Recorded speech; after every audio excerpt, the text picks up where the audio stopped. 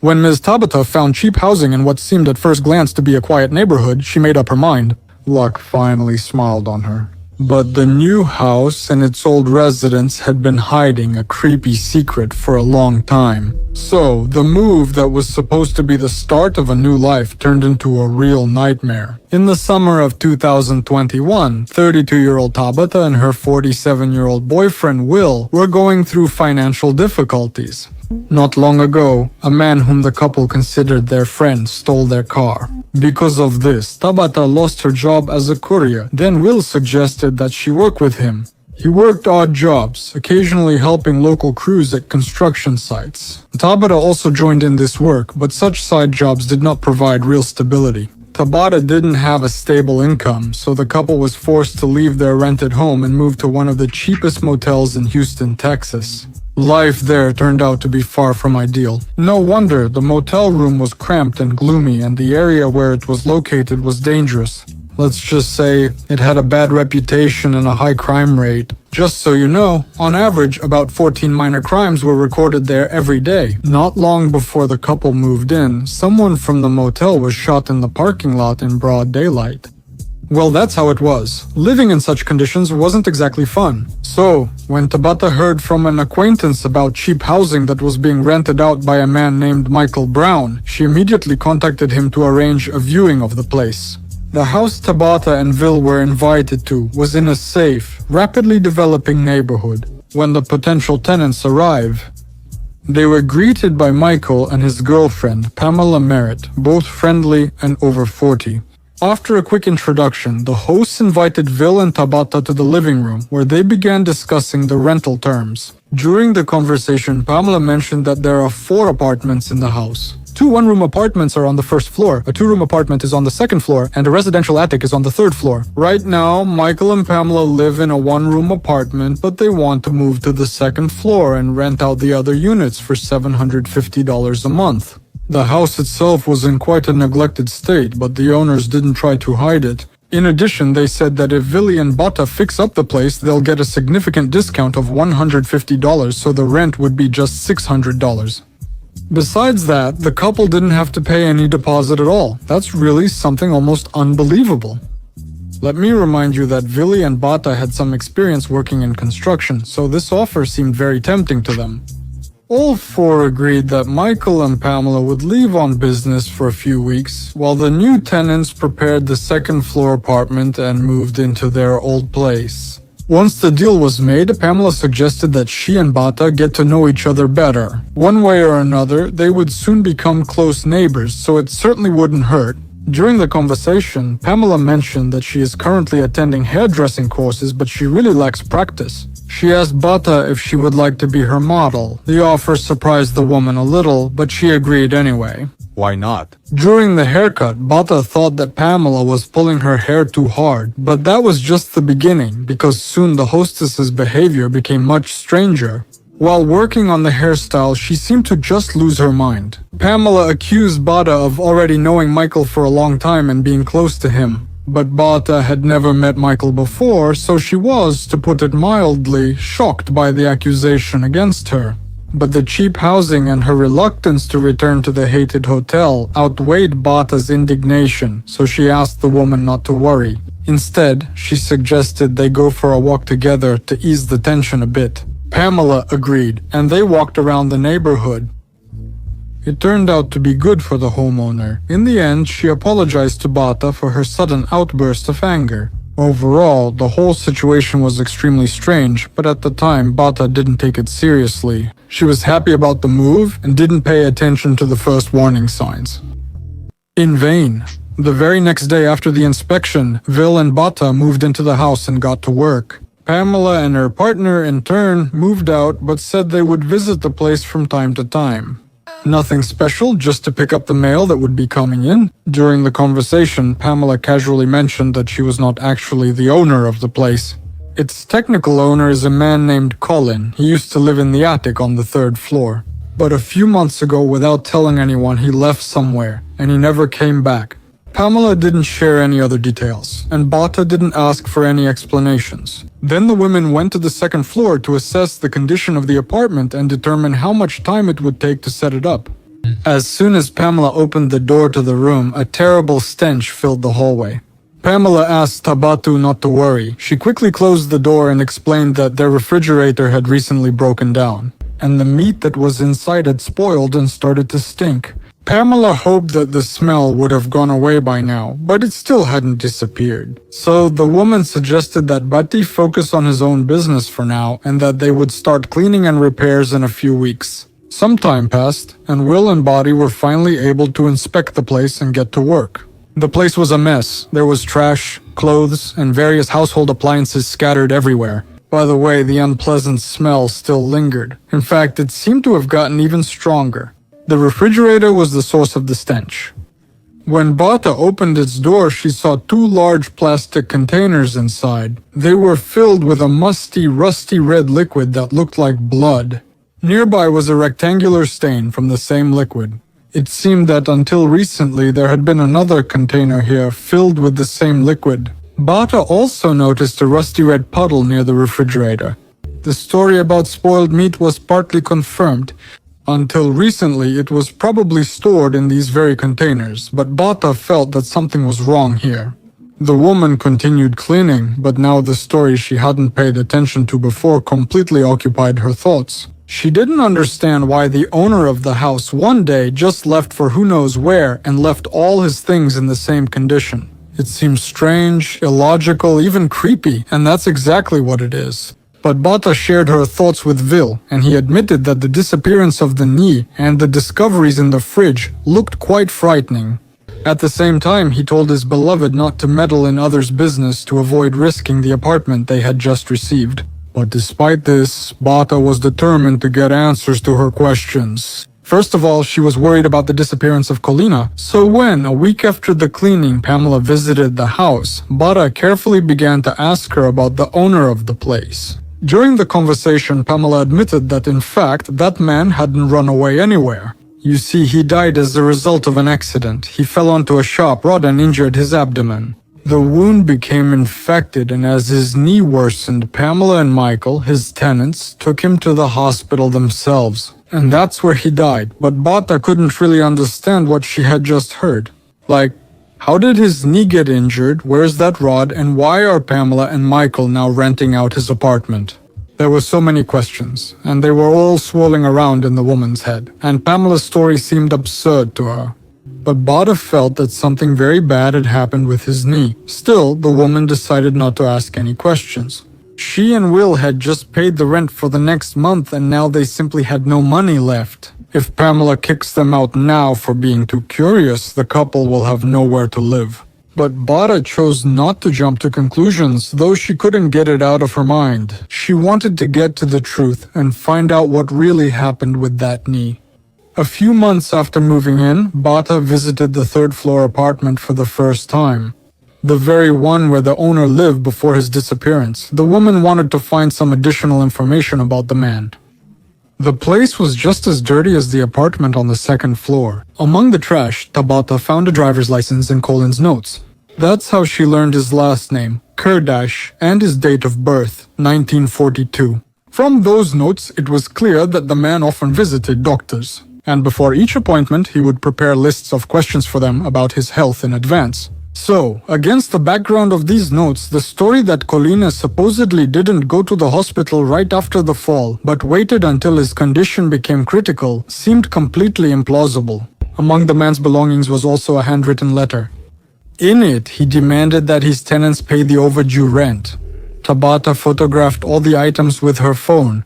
She thought that if her worst suspicions were confirmed, she would have evidence to provide to the police. Later, the woman continued to inspect the room and soon found a small niche in the wall behind the door. Inside was a third container, just like the one in the refrigerator on the second floor, with exactly the same dull, rusty red liquid.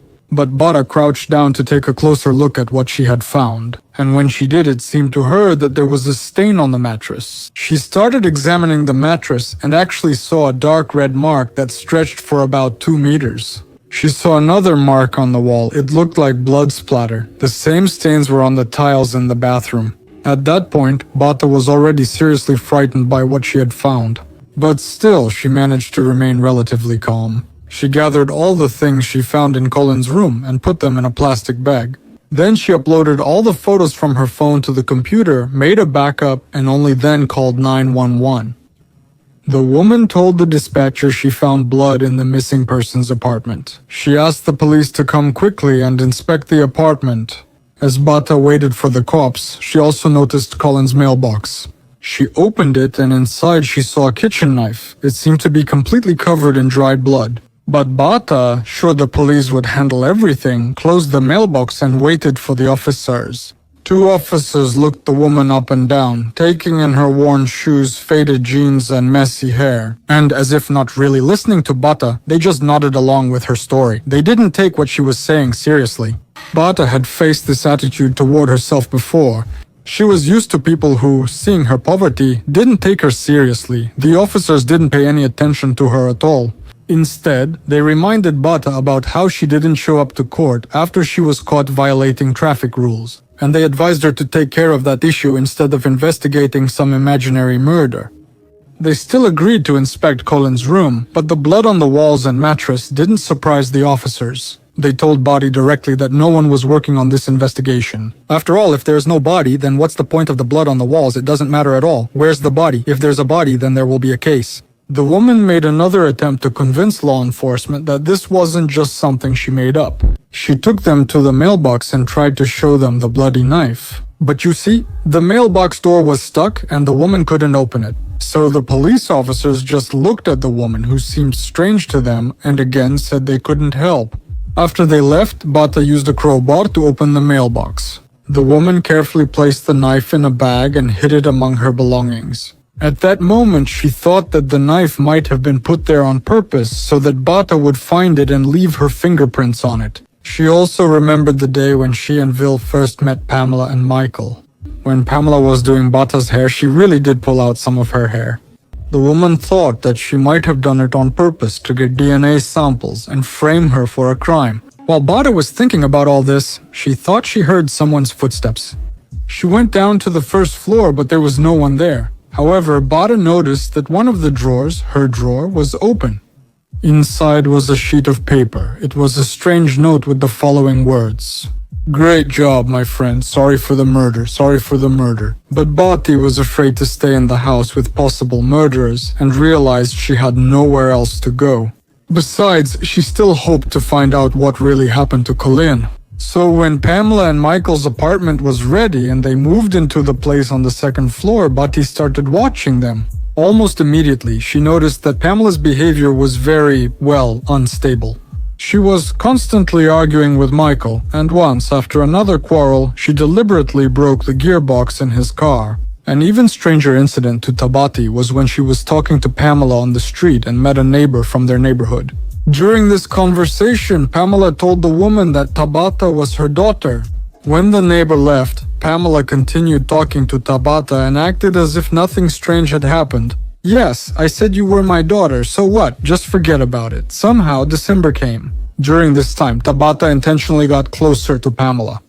She hoped that during one of their friendly conversations, the woman might let slip what happened to the former owner. And soon, that's exactly what happened. One day, Pamela told Tabati and Will that the house was being repossessed because the mortgage hadn't been paid for a long time. Then Tabati thought that this was her chance. She made up a story that if Colin's body was found, the authorities would officially declare him dead. And so, the reason why he wasn't paying money for the gym would be quite legitimate. This would delay the process of repossessing the house and give all its residents a bit more time to, let's say, find something new. But Bata knew it was a lie. She had Googled this the day before and found a refutation. But she thought it would prompt Michael and Pamela to reveal Colin's whereabouts. By that point, Tabata no longer had any doubts that they were involved in his disappearance. The woman's plan worked. Even better than she expected. Just 2 days later, she went grocery shopping with Michael and Pamela. During the trip, she casually mentioned the dead dog they had recently found under the stairs. When they got home, Tabata immediately asked Pamela about the dead dog. And she almost immediately took her to the inner courtyard, where there really was a body lying. Two things immediately alerted Tabata. First, during the renovation, she had cleaned this place more than once. and there had never been a body there before. Secondly, although the remains had already started to decompose a bit, it was obvious that they belonged not to a dog, but to a human. When Pamela left, Tabata took out her phone and took a few photos. Then she returned to her apartment and started thinking about what she had just seen. At first, the woman thought she had imagined it and that the body might actually be a dog. But when Tabata sent the photos to her friends, she no longer had any doubts. All of them, in one voice, began begging the woman to call the cops immediately. The photo clearly shows the body of a person. Having had previous negative experiences with police officers, Tabata was still hesitant. She realized that now she had a body, which meant there would be a case. However, the woman realized the police wouldn't arrest Pamela and Michael right away, putting Tabata in danger. After much thought, the woman decided to call not the cops, but the Animal Protection Service and ask them to remove the dead dog. The plan was actually good, but you see, the service employees said that they don't deal with such matters. Then Tabata decided to turn to Mikhailo. She thought he was much more reasonable than Pamela. She decided she could convince him to contact law enforcement. She led Mikhailo to the body and asked him if he thought it was really a dog. The man replied, yes. Then Tabata asked if Pamela could have killed her nephew during one of her fits of rage, just like that, directly. But Mikhailo assured her that Pamela wouldn't hurt a fly. Well, Tabata tried her last argument, and she said if it's a person, we're going to be in serious trouble. We should report this to the police. Mikhailo agreed, but asked to give him and Pamela a little time so they could escape. In fact, it was a kind of confession, and Bata did just that. But when evening came, Mikhailo and Pamela didn't go anywhere. They got down to business. They started painting over the blood splatters on the walls of the house. Bata couldn't wait any longer. She chose not to call the police and instead went to the station herself, giving Mikhailo and Pamela time to escape. Meanwhile, Bata felt a bit better. The journey took 30 minutes, but when she got to the station, Bata heard this in response to her story. You should report such things by phone. The officer was not convinced, even by the photos of the body Tabata had taken earlier on her phone. He told her to go back home and call the police from there. When she got home, Tabata tried to fall asleep, but she couldn't do it. Michael and Pamela were still at home. In the morning, Tabata dialed the number the officer had given her, but no one answered the phone. Until noon, the woman kept trying to get through, but all the calls went unanswered. At some point, Tabata saw a patrol car through the window. It was just passing by the house. The woman ran after the car and managed to stop the officers. And she told them about the body in her backyard, but the police officers once again refused to help Tabata. They just told her that she should call the police about this issue. The patrol officers had nothing to do with it. Then Tabata gathered her courage and approached Pamela and Michael, and she told them that she would call the police right now. They were not surprised. Hearing the woman's words, the couple, without packing their things, got into the car and drove off in an unknown direction. But Bata dialed 911 at that moment. The police finally arrived at the scene and reviewed all the evidence the woman provided. The medical examiner took the body to determine who it belonged to, and soon the police finally started investigating the case. Mikhailo and Pamela were found. They were found rather quickly. During questioning, Pamela insisted the body was a dog, and that Colin himself had faked his own death in order to commit fraud. According to the woman, he is probably living somewhere in his homeland in South Africa now. After the interrogation, neither Michael nor Pamela were charged with anything. They had to wait for the results of the examination, which was supposed to determine who the body belonged to. During all this time, Taba, Michael, and Pamela continued to live under the same roof. At that time, Will had left the apartment because his relationship with Tabata had reached a dead end. Although the woman was afraid, truly afraid, to live under the same roof with possible murderers, she simply had nowhere else to go. She kind of barricaded herself in her own room and tried not to go out unless it was absolutely necessary. Sometimes at night, Pamela would come to her apartment door. She would throw a tantrum. She would scream that Tabata slept with Michael and accused her. She accused the woman of doing something terrible to her son. It became increasingly clear that Pamela's mental health was not okay, but for me, it was apparent from the start. It was only in July 2023 that the body found in the house was finally identified. It belonged to Colin Kurdachi, the missing owner of the house. The forensic exam found the man died violently. He suffered serious head, neck, and torso injuries from a sharp object. Despite such a conclusion from the pathologist, no one was charged in Colin's death. Only after 8 months did the case move forward. A new lead investigator was appointed. He arrived at the house and took samples from the containers with that same red, rusty liquid. By the way, the police hadn't paid any attention to them until then. After that, in May 2023, Pamela was informed that she was suspected of murdering Colin Kardashian. The woman was arrested. At the same time, Michael was never charged with anything. Law enforcement officers managed to reconstruct the chronology of events that preceded the crime. According to the police, Michael and Pamela rented an apartment from Colin starting in the summer of 2020. At the same time, another man named Vodson was renting an apartment in the same building. At first, everyone lived peacefully, but in February 2021, Colin suddenly disappeared. He was last seen on the 15th. After that, Vodson heard strange noises coming from Colin's apartment, but he never saw the man again. Never. A week after the landlord disappeared, Pamela came to Vodson's apartment and confessed to him that she had killed Colin, and the man immediately reported it to the police. They arrived, talked to all the residents of the building, but then released Pamela without pressing any charges. She returned to the house on Colina, and Vodson immediately moved out after that because he feared for his life. The exact reason for the murder is still unknown. The investigation continues, and Pamela's psychological issues complicate matters. She is now awaiting trial. The prosecutor emphasized the important role that Tabata Pope played. He said that without her, this case would never have even been started, let alone solved. That's how it is, dear ones. Be careful and take care of yourselves. See you in the next video. Thanks, hugs, lifted you up and left over there.